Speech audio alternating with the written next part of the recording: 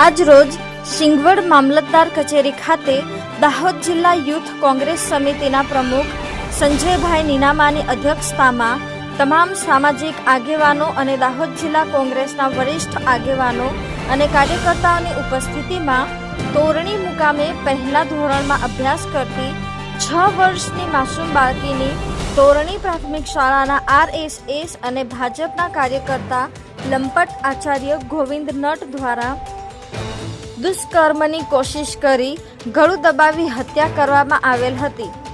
જે હત્યારા ગોવિંદ નટને જાહેરમાં ફાંસી આપવામાં આવે તેવી માંગ સાથે દાહોદ જિલ્લા યુથ કોંગ્રેસ દ્વારા રેલી સાથે સિંગવડ મામલતદારને આવેદનપત્ર આપી સિંગવડ મામલતદાર શ્રીની કચેરી ખાતે જ ગુજરાતના મુખ્યમંત્રી ભૂપેન્દ્ર પટેલના પુતળાનું દહન કરી ભારે વિરોધ નોંધાવ્યો હતો। જે કાર્યક્રમ અંતર્ગત દાહોદ જિલ્લા કોંગ્રેસ પ્રમુખ હર્ષદભાઈ નીનામા, દાહોદના પૂર્વ ધારાસભ્ય વજયસિંહ પણદા,